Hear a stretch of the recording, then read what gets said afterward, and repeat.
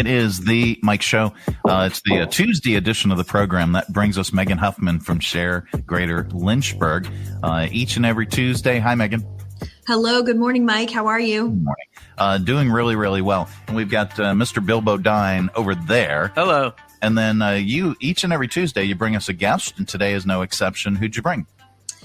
Yes, I'm delighted to have Maria and Carrington from the Harvest Outreach Center here with us. They're one of our early organizations that joined SHARE Greater Lynchburg, and we're so grateful that they're involved with SHARE. And we just wanted to provide this opportunity for the community to learn more about the good work that they're doing every day in this region, and also just how we as a community can support the work that they're doing. So I'll toss it over to Maria and Carrington. All right. Well, thank you so much for joining us on the program. We really appreciate you taking some time to do that. So tell us about Harvest Outreach Center. Well, Harvest is a nonprofit that was started actually in Gladys, Virginia, so a very small community in Campbell County. We were founded by a licensed professional counselor named Martha Houck. She's now retired, and myself, I was a fifth grade teacher.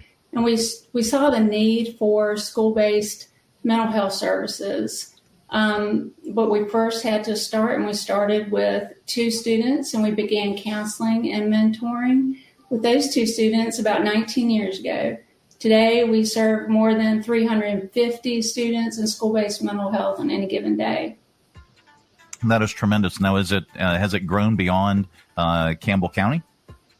Yes, it has. Maria, do you want to speak to that? Yeah, so we actually are now working in Lynchburg City Schools as well, and we're really excited. They are also operating through a grant that they've received, and we're providing services to them. In addition to Campbell County Public Schools also received a really nice school-based mental health grant that we have been able to continue providing services to a lot of kids in Campbell County as well. So we are in both of those divisions, and it's just been a wonderful working relationship. And we've been able to really reach a lot of kids that we wouldn't typically be able to reach because of funding issues. Both of those divisions received a school-based mental health grant that has allowed us to really expand our services outside of Medicaid. And we've been able to work with kids that maybe wouldn't have been able to get the service without that. So that's been a really exciting opportunity. It's been really challenging to be able to continue to provide school-based services. The insurance companies, Medicaid, there's been a lot of issues with that funding, and there's been a lot of cutbacks. And so there's a lot of agencies that just haven't been able to continue to do school-based mental health services, and rightfully so. But with the support of grants and just really good partnerships, we've been able to find a way to continue to provide that service. And it's just been so needed to not just support the kids, which is a really big part of it, but also supporting the teachers and the school administrators and the staff who are dealing with so much during this time. Absolutely. Yeah. Well, tell us about some of the services that you provide to the kids. Yeah, so we have a grant program called Social Emotional Behavior Supports, and then we have a program funded through Medicaid called Therapeutic Day Treatment. And we have staff that are qualified mental health professionals that are working in the schools. They have caseloads of kids that they work with. So school administrator, teachers, they identify kids that could benefit from the service. They could be having some emotional problems, some behavioral problems. Sometimes, a child might be struggling with being able to transition or being able to even attend in class, struggling with issues with peers.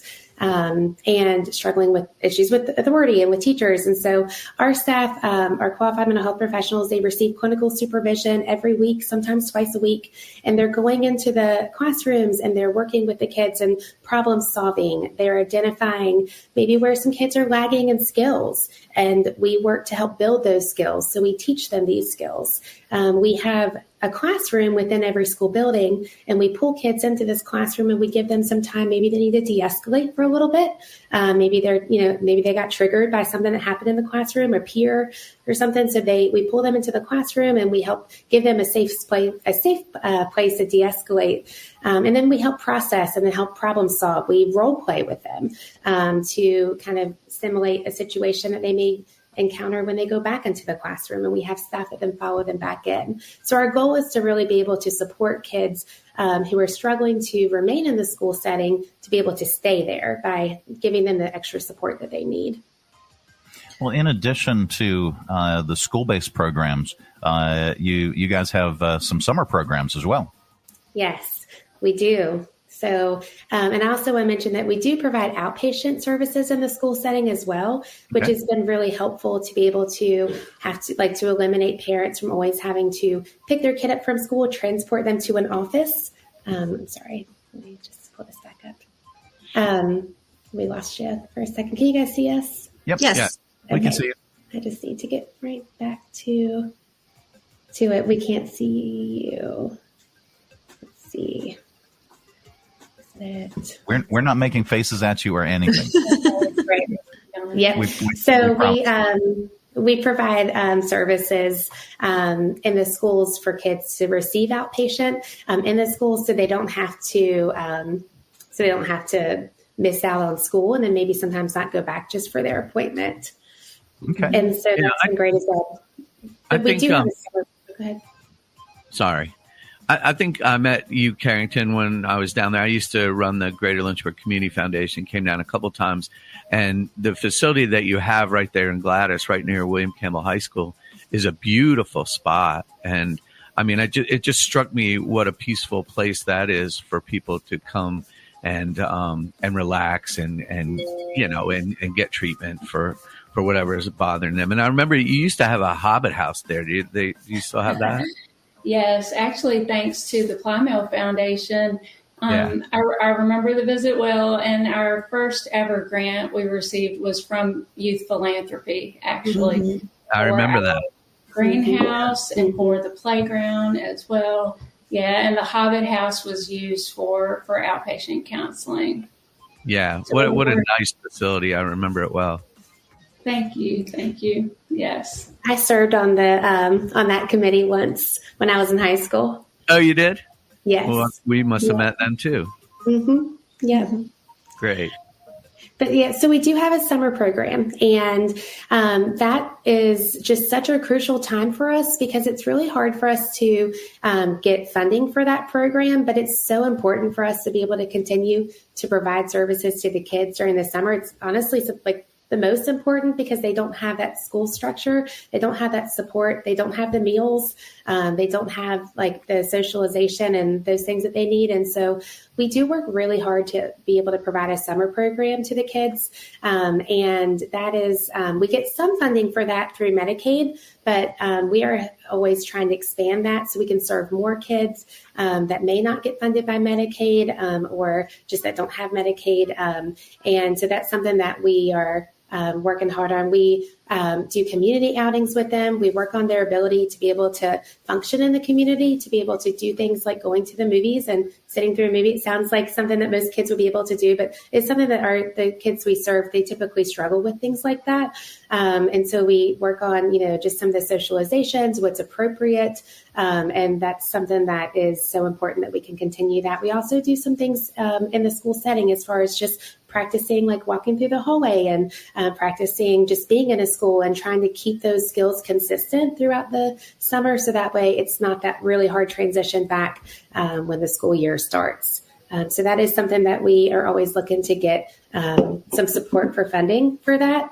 So we can be able to continue to provide that because we also transport the kids to and from the summer program, which is a huge expense with the amount of vehicles that we need, gas, and the maintenance of that, drivers. So that is definitely something that has been, it's a financial burden for us every summer. Mm-hmm. About how many kids do you serve for that program?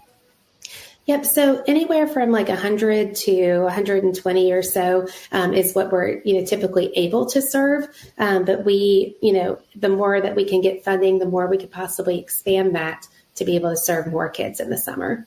All right. Very, very cool. What all do you need? Do you need volunteers? And I understand that you're looking to hire some folks as well. Mm-hmm. Yeah, so we are always hiring because we're always growing and adding on more kids. And so you have to be a qualified mental health professional, which means that you need a bachelor's degree that is in the field. It could be human services, psychology, counseling, early childhood education. Those are all things that would work for us to be able to have you apply to the Department of Health Professions to be a qualified mental health professional. We have the ability with grants to hire some employees that don't have a bachelor's degree. Maybe they're working on that. Maybe they are, or just maybe they took a different path and they don't have that. And so we have some positions available where it doesn't require that. And then we're always looking for licensed mental health professionals. So residents in counseling, LPCs, and we provide free supervision. So we're always looking for that as well. And as far as just like extra resources, we could always, there are some things if people wanted to volunteer, I think we could use some support with, but mostly I think it's just the donations so we can continue to be able to fund and provide these services to kids, especially during the summer. Well, thank you for sharing all of that. And folks can learn more if you go to sharegreaterlynchburg.org and type in Harvest Outreach Center. You can learn all about that organization. You can find all the links and locations for Harvest Outreach Center as well. Check out their video, check out all the information that's there, and certainly reach out to them. So, Megan. Yes. Well, I think this is a perfect segue because Harvest Outreach Center, for example, has received funding from the Greater Lynchburg Community Foundation before. We talked about the Youth Philanthropy Council and the Plymouth Foundation, all of which sits underneath the Greater Lynchburg Community Foundation. So I would encourage Maria and Carrington to apply for our spring grant funding. The deadline is March 15th. And it sounds like the summer program would be a great thing to ask for funding for this summer. So this is a perfect marriage of the work we do here with Share Greater Lynchburg and spreading the word and reminding folks about GLCF and all that we have to offer. So we have, we're really excited. The Youth Philanthropy Council that you all were referencing has just made their decisions on where a $10,000 and a $5,000 grant will be donated. And we're sending out a press release this morning to announce where those funds have been distributed, and we're having a ceremony on March 20th at CVCC to recognize the students who have participated in that council this year and the organizations that are the recipients. So be on the lookout in the media for that. For YBC, it's 27 local high schoolers in the region have come together, and they've done tours and interviews, and they've ranked their order of who they'd like to fund. And through that process, they've selected a $10,000 and a $5,000 recipient. And we're so grateful to the Wells Fargo Foundation for supporting that. And also we have February 28th, at the end of February, the Century Fund application is due. That's a $100,000 grant that's given out every year for a transformative project that a nonprofit is doing. Typically those that are working on capital projects or finishing off a major campaign.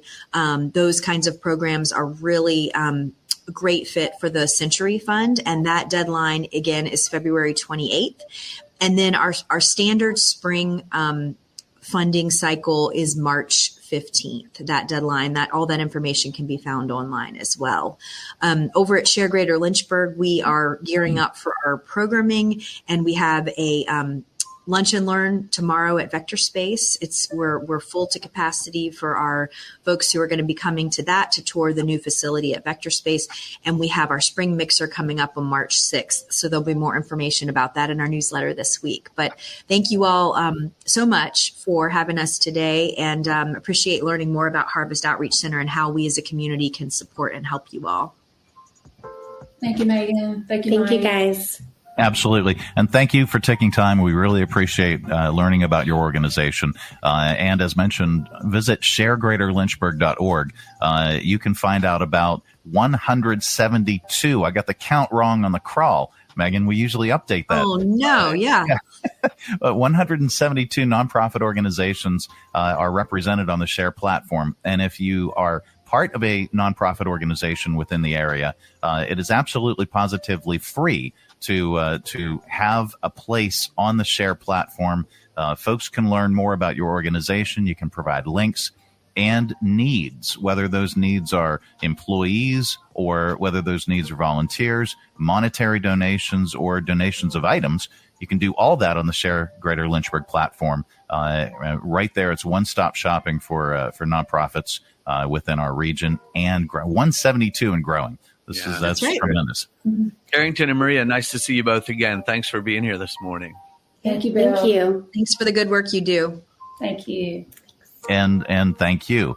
Coming up a little bit later on, we've got your audio vault. That is all on the way. Stay tuned.